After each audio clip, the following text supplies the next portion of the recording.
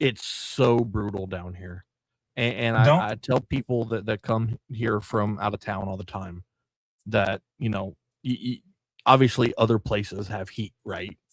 But like it's just different here.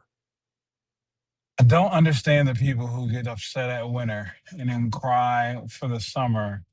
And then when the It's summer gets here, cry about it being hot. Like, are y'all stupid? Y'all have to be a special kind of stupid. Give there, me winter and fall down here all day long. I will I take 75 and sunny. I will take 62 and cloudy. right. Give me hoodie season all the live long day. I See can put this? on more clothes. Thank you. That's exactly what I was about to say. No matter how you dress in this weather, you can walk outside, booty, butt naked. You gonna be Mhm. hot. You Yep. gonna be hot. Ain't no I can saving. I can put on enough clothes to keep me warm in the winter. I can only take so many off before people start dialing 911. Yes. Like Yes. just you know, just can't do it. So yeah, definitely a hoodie and jacket kind of guy over here. I'm with you on that one. But look, we're 3 weeks away from football season, which means that hoodies and blue Hallelujah. jeans and everything else are closer and closer. The AP poll Hallelujah. came out today. I know how we Yes, feel my about my my cousin Paul. Yes. I know how we feel about preseason polls. They're stupid, but it does give us something to talk about, argue about, and look at. So we'll do that tonight. We'll also talk about some headlines around the SEC. And of course, your boy AP was at fall camp today over there on the Ponderosa. So we'll get some thoughts on that as well. Because, man, let me tell you, the more time that passes, the more I believe that Sam Levitt isn't hurt. Brother. Everybody keeps talking about this injury, I told and someone today. I just don't see it. I'm not I seeing it. told someone today that you can go ahead and book your ticket for Sam Levitt to New York. I mean, the dude just looks different. And again, obviously he's playing against his own team. Like I get that. And I get people's trepidation when they talk about how good he looks in practice because he is playing against his own defense. However, you have to be able to recognize when it's, oh, he just looks good because he's playing against his own defense, or he's just that good. Yep. Like Sam Levitt is just that good. he is literally just that good. I mean, and it's just there's some things that you just cannot teach, right? You just cannot teach a guy that has it, that Right. knows when to move it, when to throw it, when to make it miss in space. Like Yeah, he has for this sure. natural, I'm just gonna go be better than you instinct, and there's nothing you can do to stop it. Not a damn thing. There's not a damn thing that anybody's going to do to stop it. Unk chiming in already said 11 in the AP poll. We ain't mad at it. It's hot as all get out in H-Town. I think it's hot all get out just about everywhere. We're in the Ex- South. Colorado's except not too for bad this time of year. on the top of a mountain in Hawaii, where apparently they're getting hurricane levels of rain and snow simultaneously. I feel so bad for Hawaii. Hawaii just seems like they can never That's catch a break. that's a meteorological marvel. But anyways, AP poll preseason top 25 comes out. Surprise, surprise! Ohio State's number one. Not just Ohio State being number one, but how about half the top 10 teams being from the SEC? Yeah, or I mean, I'm not surprised by that. Like Um, I mean, Georgia, Texas, Texas A&M, Oklahoma, Ole Miss, and Oklahoma. yeah, Um, who out of that group do you think is ranked too high? Will not be in the top 10 at the end of the season. preseason who's too high? I mean, for sure A&M, but I'll also go one more, and I'll say Texas. Okay. I don't buy into the hype on Texas. And look, I get that they went and get Cam Coleman, who's a great wide receiver, and I know that they beefed up at a ton of other positions as well. They had a really good offseason in terms of the transfer portal and recruiting.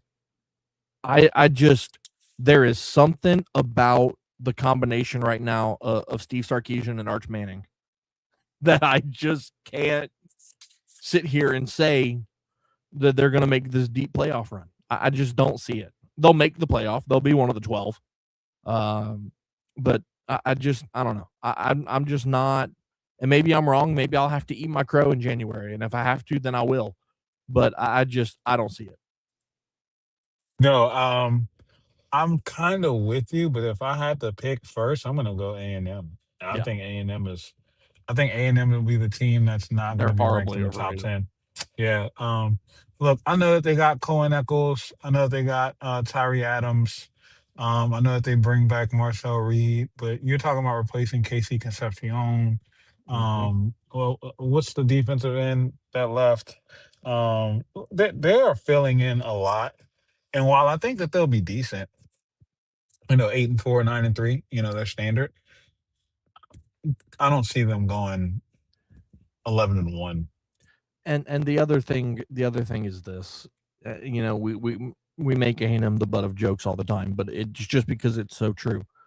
I'll never understand how you have all the money in the world and you can't do anything with it. Well, I mean, have you been to College Station? Like, who wants to go? They're a cult. I mean, fair. Like, who wants to be there? You're exactly right, but Daily Joy, SEC Pretty.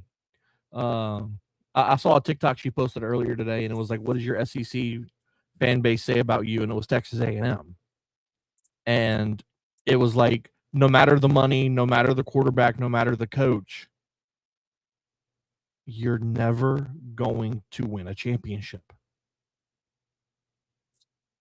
No. Like, they just, I don't know if they're cursed in College Station. Like you said, nobody wants to go there because it's a cult, which I 100% agree with.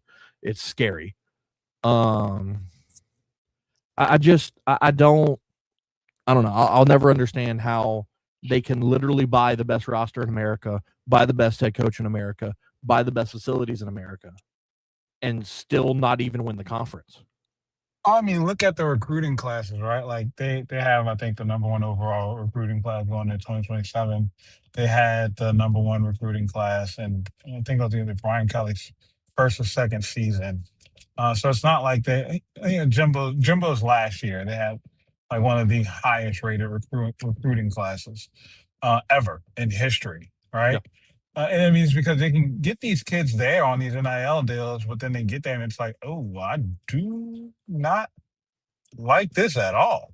Right. What? There's no we go out history to the here. stadium. We go out to the stadium at midnight to yell. All right. I don't fit into this culture. There's nothing that ties to winning here. There's no championship pedigree.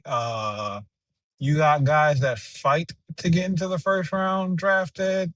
Yeah, you can pay me, cool, but this town also kind of sucks. It's in the middle of nowhere. And, correct. Yeah, no. It's only cool at Christmas time. Because if you've been to Santa's, if you've been to Santa's Wonderland, it's pretty solid. Like it's pretty solid. But anyways, I mean, Santa would never have a Wonderland in College Station, so we all know that's fake. That's very fair. Let's look at the rest of the top 10. Ohio State is 1, Oregon is 2, Georgia comes in at 3, Notre Dame at 4, Texas is 5, the defending national champion Indiana Hoosiers, number 6, Miami comes in at 7, and then follow that up with A&M at 8, Ole Miss at 9, Oklahoma at 10. Before the Bayou Bengals, the Fighting Tigers of LSU, come in at number 11. So, I'm going to be honest, talking about if we stay LSU focused for a minute, I think that's a pretty good spot for LSU to be in. I don't think that the expectation with the number 11 seed is too high, and I also don't think that it's too low. I think that kind of 11 to 15 range was the sweet spot that I was thinking they would end up in. And they got the higher end of that range. So, what do you notice about this top? What do you notice about this top 12? outside of the You want me SEC to tell you what I know dominance. to you? No. Outside of that, you want to know this? No, would you like me to tell you what I noticed? Like right when I saw it, Yeah. you got all the playoff teams with no group of five from last year. Oh yeah, it's true, huh? Yeah, That's very true. your group of five replacement is Is LSU. LSU and Notre Dame. LSU and Notre Dame. Yep. You take out Wow. Tulane and JMU, you replace them with LSU and Notre Dame. So we know that. Let's say that this goes chalk. Two of these teams are not going to make it. Correct. And that's the crazy thing to think about. I mean, obviously we can say Texas A&M, but who's the other one that gets left out of the playoff? Exactly, and that's how you have to look at it. So when I say I like to set up my point like this, when you ask like how do I feel about LSU being 11, I think I think that's like the best spot to be in. You don't have the expectation to really earn anything because it's kind of inherently there. They think that Right. you're already good enough to qualify for the playoffs before a snap is played.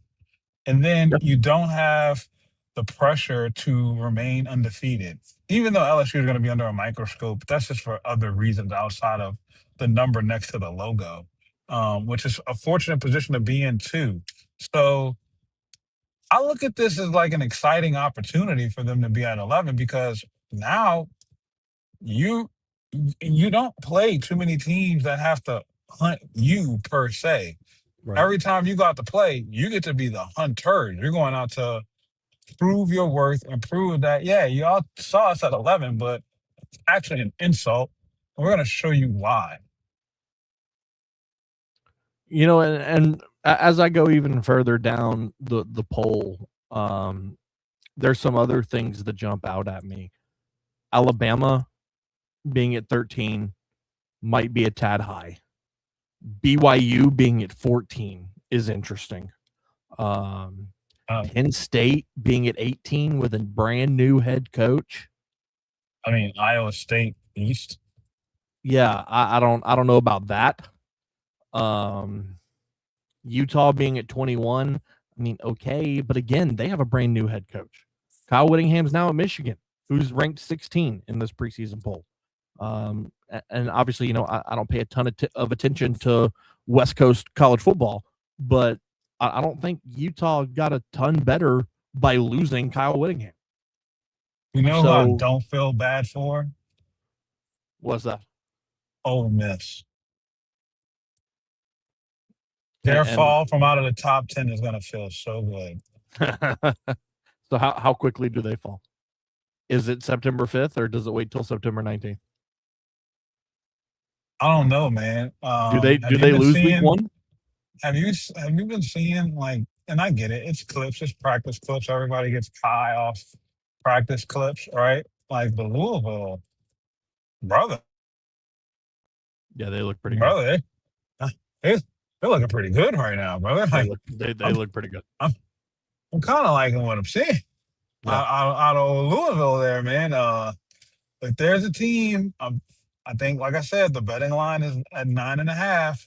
Y'all better hammer it. Like, take Louisville in those points. I might take Louisville in the points. Yeah, I'm saying, like, Louisville looks really good. So I don't want to come out today and say Ole Miss loses week 1. But I can tell you now, after seeing LSU now for 2 weeks, hearing the reports I've been getting back from the scrimmage, and then seeing them today, I'm not afraid of Ole Miss on week 3. So let's talk about that. You were at practice today on the Ponderosa. This was day 11 of fall camp. You've been out there quite a bit over the last couple of weeks, like you said, and then you were out there again today.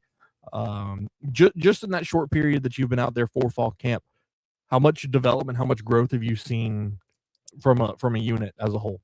As a whole, this team is far better than where they were when they started. Roles are starting to define themselves now, and you can kind of see that taking shape into how they're working these position drills, making sure the guys that need the reps are getting the reps. And you can see that those guys that they're trusting to get reps are making the plays that they need to make in those and then during those reps. So it's exciting to see. This team is really good. And I'm going to tell you something. They had a shit practice today. Their practice was not good today at all. They were tired. They were dragging. They weren't crisp. They had some sloppy drops. Like, it was just a fatigue. I'm hot. I'm Yep. halfway through camp as practice. But even in a practice like that, I still saw how talented and how much this group fought. And that's the separator for a good team. Like, You- seeing good players do good things, that's an expectation. Like, there's no. I was literally standing out practice one day, and I remember, like, I literally told myself I'm about to stop watching Sam Levitt and these receivers, because it makes no sense to watch a good quarterback throw to good receivers. They're gonna keep doing what you expect them to do. They're gonna be on time. The ball's gonna be where it needs to be. They're gonna make the catch. Like, that's what they're supposed to do. I don't need to watch that. They're doing it. So, but today it was, they're dropping passes. Ball's off a little bit. Not too good placement. We're feeling the heat a little. I'm really watching it, but they kept fighting. And you know what? The character of the team really stood out to me, because for as tired as they were, as hot as it was, they were picking each other up. Nobody was side eyeing one another. If one guy had a bad play, and their backup stepped in and did the next drill and they did it right, they were congratulating them for having a successful run. This team has the traits, the intangibles, the things that you cannot teach to be good. And it's practices like this that really showcase this. Like, you're not gonna know this if you're not there. But it's moments like this that truly show the type of championship DNA that you have in your team. So Because when it hits the wall in the fourth quarter and you're down, you're tired, you're hurting a little bit, you're feeling it, I trust them to find a way to pull it out. let me ask you this, because I've been to practice on several occasions, and not just at LSU. I've been to college football practices at several different programs, and one thing I always watch, like you mentioned, when they're having a tough practice like that, is the demeanor of the coaching staff. How do they react to those bad moments? How are they coaching these players in those bad moments? What did you see from LSU's coaching staff today? When Well, like you talked about it being a rough they practice. were they were the same. And that's the thing that really stood out to me about them. Their level of consistency remained the same.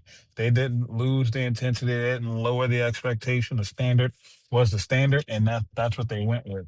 They were not holding anybody's hand just because it was tired, or they weren't, like, dogging them out because they missed, like, going on top of them because they were tired. Because it's easy to just pile on Right. when you're tired and you don't really see things going your way. And coaches tend to harp on that, but they didn't. They kept it the same. Like, they were the same level of intensity, focus, and detail that they wanted to see out of them when they were fresh. They treated it the exact same way, and that consistency from the coaching staff was amazing to see. Like, they had some things I'm going to get into later on tonight on my show that I saw, peeking over the fence that I wasn't supposed to look at.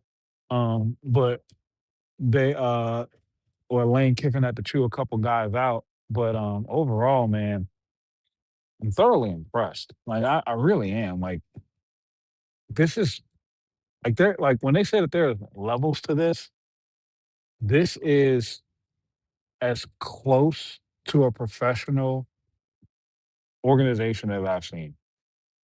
Like, having been to several Saints practices, having been to several college practices at different campuses. And I mean, like, staying through the whole practices, right? Right. This is as close to a professional organization that I've seen. Like, it's thoroughly impressive. And that's what's going to be so fun to see how that translates to game day on the field. Because as you and I both know, you currently coach. I've coached before. The way you leave the practice field, especially like the week of a game, day before the game, that translates. Yeah. It translates onto the field. And so it's really refreshing to hear that even though, you know, they didn't have a great practice like you mentioned, they're still able to, you know, pick everything up and keep rolling with it, because again, you are just 19 days away from Clemson coming to Death Valley. And I So think they're that kind of on pace for what, the expectation is, like for what where Lane wants this team to be. And he kind of touched on that today during the press conference, saying that he was proud of how the guys practiced today and that they're better, at this point of camp, and that they're going to keep working them and pushing them and doing the things that they need to keep the growth going forward. So right. I'm excited about this team, man. I really am. I don't want to keep pumping sunshine or something like a homer, but it's just hard for me not to be. Now I'm gonna have a Yeah, bunch of egg on it's my face if we were 7-6, but well, you know, this is that's this is what it that's is part at of that it. point. Yep. And you know, one other thing I want to talk about from camp today is I saw videos on social media of Lane pumping in Rocky Top. So that's funny. As What I'll give you the backstory behind that. what was that about? I think it was just a random thing. Like I guess people are trying to make it out to be Lane trolling, whatever. But they play music throughout the entire practice. And I Right. guess, Rocky Top just came up on the playlist tonight. Like it just happened. It just happened it just happened to be as they were switching over to period 5, which is the period where we leave, that they that it came on as we were walking out. So I mean, I'm not thinking too much of it. I mean, of That's course, hysterical. of course, LSU plays Texas coming up. So it's very funny to see plays Tennessee. So it's very funny to see that happened. But I mean, it just kind of is what it is. Yeah. And you know, I think that it probably was a coincidence, like you mentioned. And it just made for really, really good, um, just really good content on social media, because now people can kind of take the optics in the direction that they want to. Was it Lane trolling Yes, his former school? Was it Lane trolling an upcoming opponent? Or, like you said, was it just a coincidence where, oh, it had just happened to be in the playlist and it came Absolutely. on? First of all, shout out to us for a smooth transition. Just want Yeah, to want to point that that was out. pretty clean. That was pretty Shout out clean to there. us. Yeah. Also, while been at home the whole time. While we're shouting people out, shout out to the No. Shout out to our guys at the No. We haven't gotten the chance to share this publicly yet, but we are now a part of the No Network. So you're going to see all of our content on their socials. So if you're not following them already, you can see down at the bottom of the ticker. You can follow them at Be In The Know. Also, make sure you're following us while you're at it at Talk SEC and our personal channels, which are down there on the ticker as well. Going to be a lot of fun working with those guys. Just pros, ultimate professionals. Definitely looking forward to working with them and growing this thing far and wide across the SEC network as AP plays with the ticker like a 7-year-old. Okay. You good? Got it out of your system? Yeah. Yeah. I wanted to make sure people know. Like, look, I'll do it too. and follow. I'll do it too. Hello, right there. I do like a typewriter, ain't it?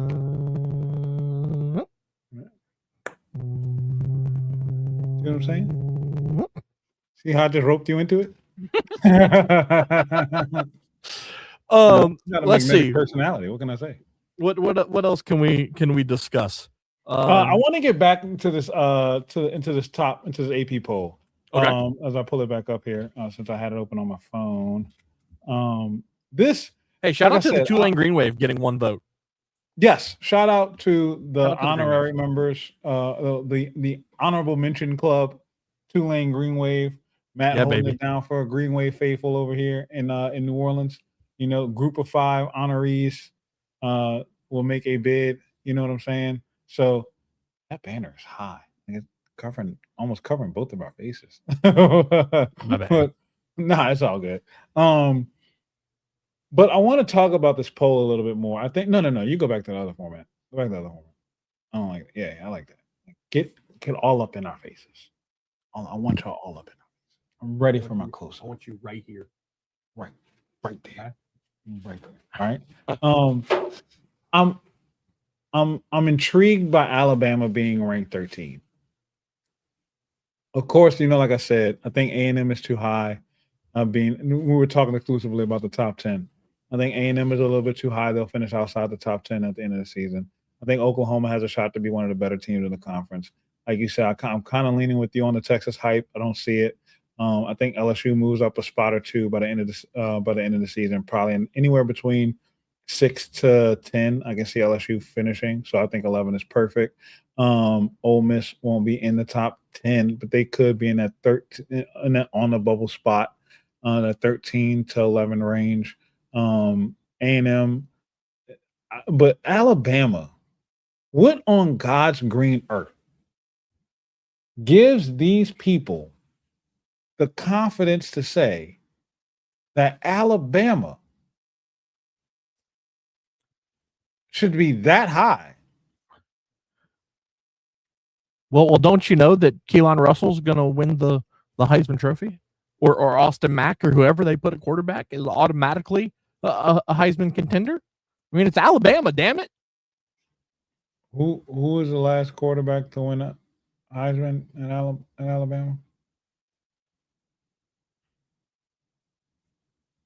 It's a great question, actually. Oh, okay. I think Matt McElroy a finalist? I think Bryce Young might have been a finalist. Yeah, maybe Bryce Young was a finalist. I think the last player. Yes, he was. He was a finalist when Jaden won it. Yeah, the last player to win a Heisman was Devontae Smith during COVID year. So if we're not going to count LeBron's championship ring for the Lakers, we can't count Devontae Smith's shout out Heisman to the pride ring. of a meet. You know what I'm saying? Like, I love you, Devontae. You're one of my favorite players, but you went to Alabama, you turned on your state, so it's up for you. I don't count it. It is what it is. Sorry. Okay. I mean, I'm not sorry. And it's not fair. I'm being biased. My bias is football. My bias is LSU. But still, either way it goes, they don't have no talent. They don't have that much talent on this team to be considered a top 13 team, to be ranked over USC, right behind Texas Tech. I trust BYU to be a higher ranked team than Alabama. Why is Missouri at 25? Austin Simmons. They should be higher. Austin Simmons. They probably don't trust Austin Simmons. I'm shocked. Be in the late teens. I'm shocked that Missouri and Tennessee aren't flipped. Yeah, that's what I'd have done. And I spoke very highly of Tennessee a couple weeks ago, and I still feel like they're going to be pretty good this year. But yeah, I think Missouri should be in Tennessee's position. Absolutely, they have the best running back tandem in the country. Yes. And I'll die on that hill. Somebody want to come argue me? Let's go. Ahmad Hardy and Kanye Roberts, the best running back tandem in the country. I know Kewan Lacey gets all the pub, but Ahmad Hardy is literally the reason why Kewan Lacey is not at Missouri. Yep. And he had just as great of a year as Kewan Lacey. He just plays at Missouri. Yeah, he just didn't get 3 extra games by making the playoff. Literally. That's it. That's it. So I don't agree with that. I don't agree with Tennessee and Missouri's ranking. But this Alabama being 13 really has me bothered. USC, I think USC should have been a little bit higher, honestly. I could have seen USC at 12. They're going to be so fun to watch this year. I just want to see them melt when they don't make the playoffs again. Correct. Because we're talking about Ohio State, Indiana, Penn State, and USC. 14. Do we really think 4 teams from the Big Ten are going to get in? And then Michigan being 16 too? I just realized that. So how do you feel about this Polish drunk? I'm looking at schedule predictions because that's kind of the new thing, right? You predict the schedule and this team's record is going to be this, that, right? Tennessee, 7-5. Who are the 5 losses? So according to probability, I'm going to tell you the probabilities that are sub 50%. Texas, Alabama, Fair. A&M, Fair. LSU, Fair. and then South Carolina is at Oh. 51-49. Whoa. That's a pick 'em. Right. Whoa. Could Tennessee does 7-5 keep Josh Heupel hired? No, but I told you when you had that stance that Tennessee's going to be good. They're being slept on. I was like, yeah, I don't see it. I don't. If I they never. go I hadn't even 7-5, looked. there's no way he keeps his job. I hadn't even looked at the schedule to even have a reaction, and I just looked at the fact that they don't have a quarterback. Like, brother, we cannot forget. Don't, like Shea Dixon says, don't watch what they say. Watch what they do. Josh Heupel went all in on getting Joey Aguilar back. Yeah. When that wasn't a possibility, he set his sights on Sam Levitt. Didn't get him either. Shoved him in a locker in an airport. So what does that tell you? He did not have faith in those 2 young quarterbacks going in. Correct. It's true. It's true. And now he's stuck with them. If George McIntyre was that guy, yeah, guess what, true. brother? It's very true. Look at what Oklahoma did with Bo Bentley, right? They sent Jackson Arnold. They shipped him. We got our guy, right? Yep. They were wrong as hell, but they stuck by it. Let's look at Ole Miss again. Same thing. I'm going to tell you the projected losses based on sub 50% probability. LSU. Florida is 50-50. Texas, Georgia, Oklahoma. That's an 8-4 team. The schedule prediction is 8-4, and if they would lose to Florida, it'd be 7-5. The fall out of the top 10 will be amazing. It's going to be glorious. It's going to be glorious, and they deserve it. It can't happen to a nicer school. Please. Oh, also, big news. You know, I know we talk a lot about LSU because we're LSU people, but Talk SEC is going to have boots on the ground October 10th for Florida, South Carolina, in the Swamp. Let's go. Let's go. You can have all that fun. I've got a cousin that's currently doing a research fellowship at UF, and she called me the other day and she said, "Matt, I graduate in May, so if you want to come to a game, this year's the year." What weekend? October 10th? October 10th. LSU's at Kentucky. Yeah. You enjoy all that, Gainesville.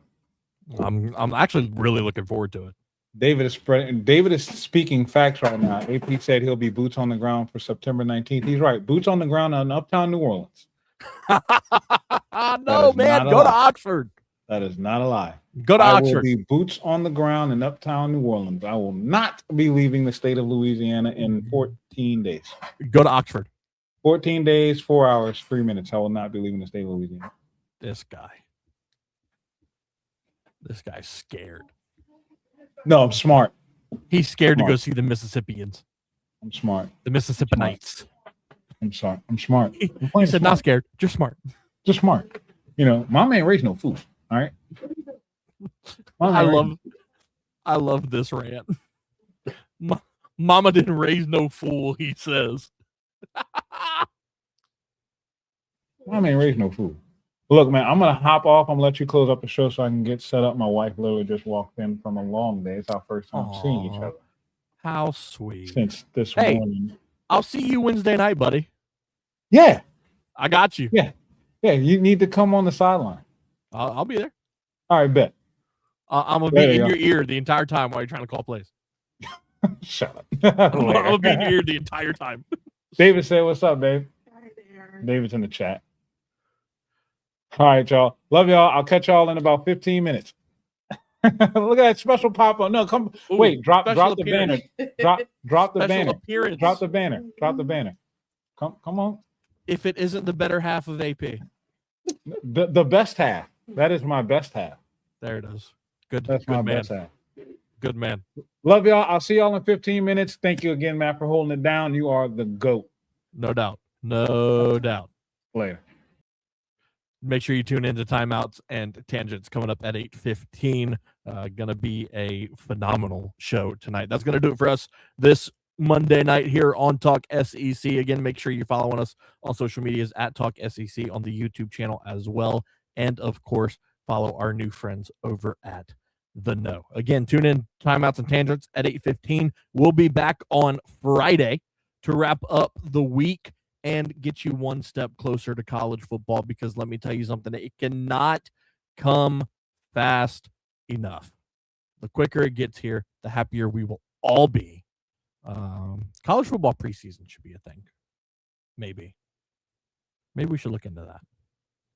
Anyways, talk to y'all Friday here on Talk SEC. Again, make sure you're following us on socials. Follow us on YouTube as well. We out. See ya.